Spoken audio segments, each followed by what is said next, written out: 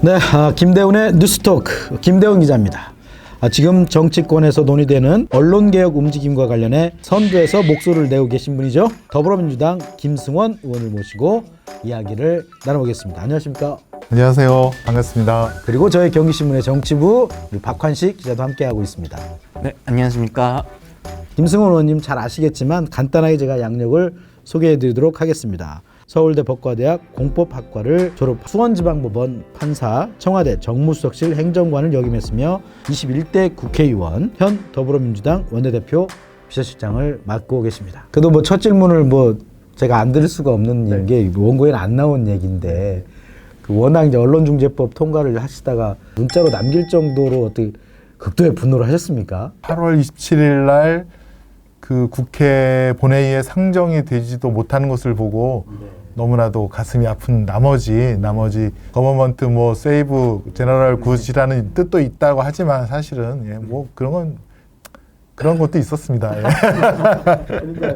그래서 정말 지역 주민들로부터 질책도 많이 들었고 그래서 사죄를 하고 다음에는 이런 옳은 일을 하더라도 정말 더 매너 있게 예의를 지키면서 해야겠다라고 그렇게 다짐을 또 새롭게 하게 되었습니다. 또 한 번 실수는 또 병가의 상사라고 했으니까 끝까지 잘 추진하겠습니다. 아무튼 잘 추진하셨으면 좋겠고요.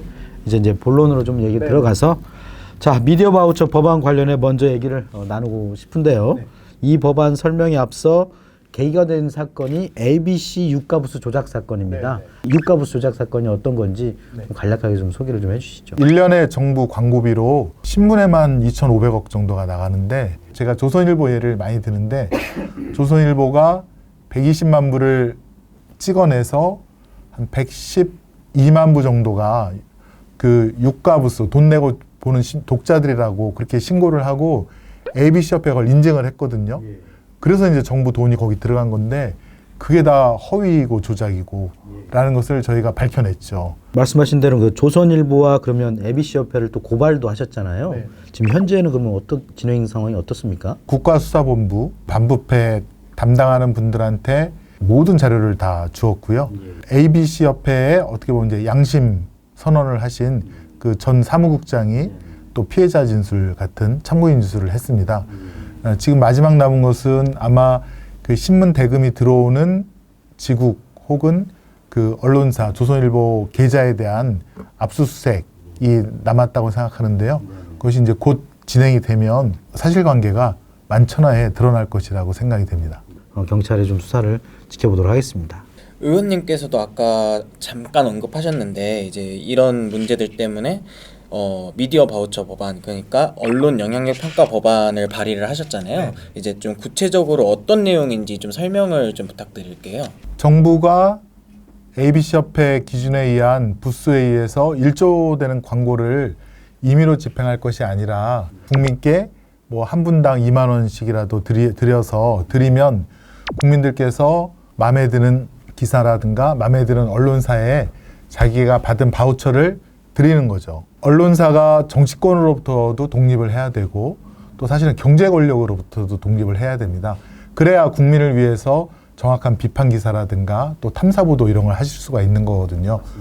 그래서 국민이 그걸 든든한 뒷받침을 해주시면 언론사, 특히 중소 언론사 분들은 정말 그 정치인의 부정부패 또 경제에 모순되는 그런 점들을 과감하게 보도해서 국민들로부터 받은 바우처를 갖고 사회를 좀 더 맑게 만들 것이다. 쉽게 얘기하자면은 프로듀스 101처럼 국민에게 직접 평가를 내리게 하겠다는 걸로 보이는데요. 이제 그러면 국민 여론이 중요하잖아요. 지금 현재 국민 여론은 좀 어떨까요? 언론진흥재단 보고에 의하면 조사에 의하면 일단은 가짜 뉴스를 밝히는 진짜 뉴스에다가 바우처를 주겠다라고 하시고요. 그다음에 정치인의 부정부패, 기업의 부조리 그런 데다가 바우처를 주시겠다. 그다음에 유용한 정보를 제공하는 기사에다가 주겠다. 네 번째는 우리 공동체 또 우리 젊은이들 미래를 제시하는 그런 언론사 보도해 주겠다라고 그렇게 말씀을 하시거든요. 그러니까 저는 국민들께서 한 분 한 분이 어떨지는 모르지만 집단지성은 되게 현명하신 것 같아요. 그런 쪽에다가 이제 주시면 그런 많은 좋은 보도들이 양산이 될 것이고 국민만을 믿고 정론직필하는 그런 언론사들이 계속 더 생겨날 거라고 생각을 합니다. 좋은 기사, 그러니까 좋은 콘텐츠라는 개념이 아무래도 주관적이잖아요. 그러다 보니까 자기가 마음에 드는 기사, 그리고 정치적으로 좀 자기 진영에 유리한 기사를 좀 더 후원을 많이 하게 되는 우려점도 있는데, 이런 인기 기사라던가 이제 사람들이 많이 보는 기사, 이런 것들이 꼭 좋은 기사라고는 할 수 없잖아요.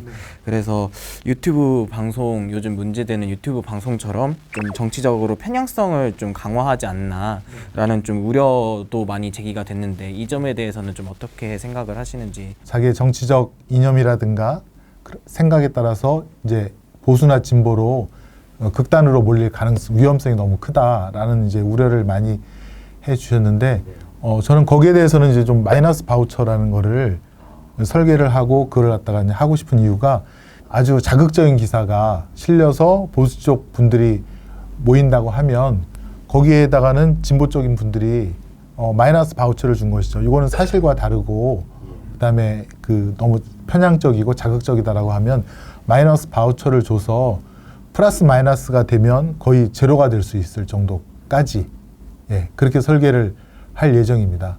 그러면은 극단의, 뭐 진보도 마찬가지겠고요. 극단의 정치적인 이념으로 독자의 관심을 끌려는 아주 자극적인 낚시성 기사나 보도는 줄어들 것이고, 실용적이고 합리적이고 중용의 그런 것들이 모이지 않을까, 그렇게 생각을 됩니다.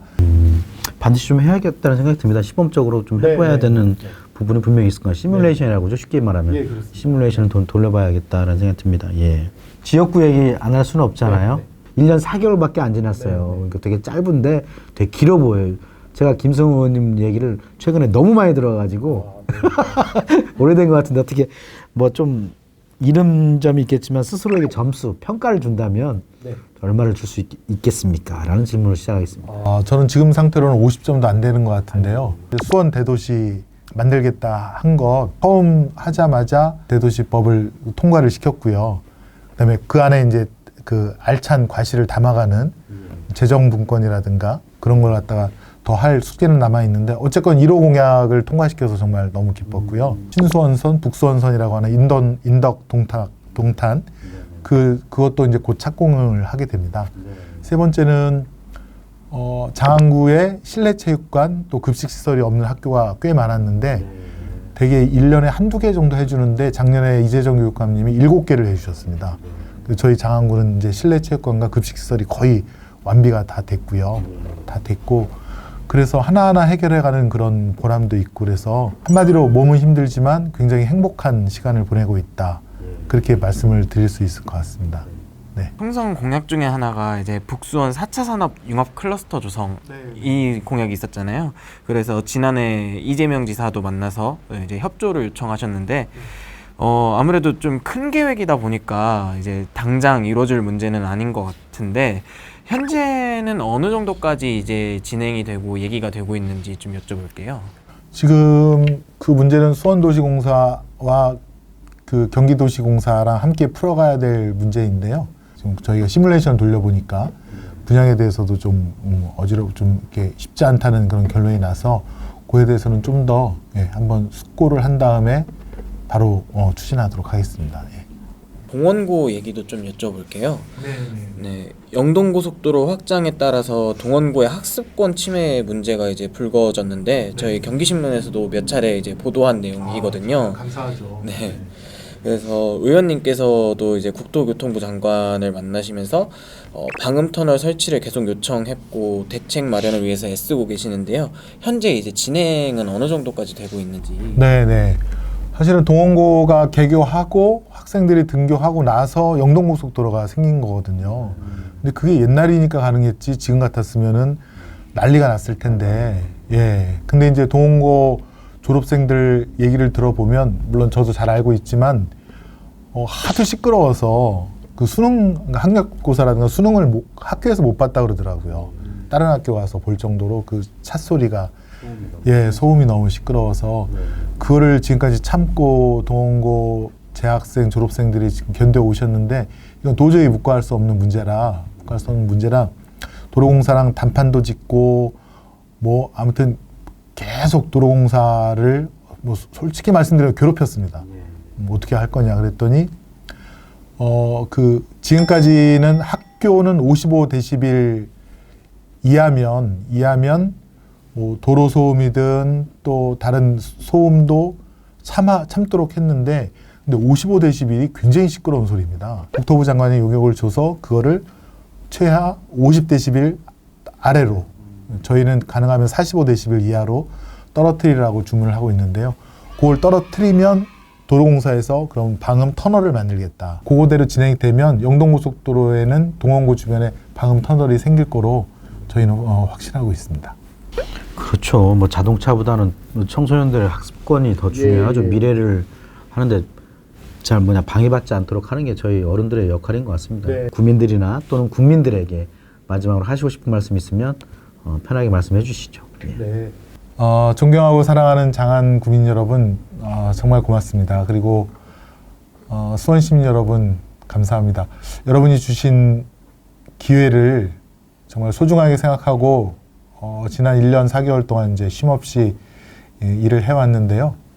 더 큰 장안을 위해서 여러분이 주신 이 힘을 정말 중앙에서 그리고 지역에서 최선을 다해서 사용을 해서 여러분들이 불편하심이 없도록 그렇게 만드는데 최선을 다하겠습니다. 그리고 자라나는 장안의 아이들, 청년들이 장안을 떠나지 않고 장안에서 오래오래 살 수 있도록 하는 기반도 조성하겠습니다. 여러분들 질책과 격려해 주셔서 감사하고요.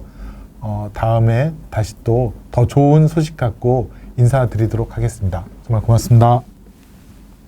네, 김대훈의 뉴스토크 지금까지 김승원 의원님과 말씀 나눠봤는데요. 미디어 바우처법에 대한 주된 내용이었습니다. 근데 제 느낌은 굉장히 진실되고 정의와 공정을 외치는 우리 김승원 의원이라는 생각이 들었습니다. 많은 힘을 주셔야 할 것 같고요.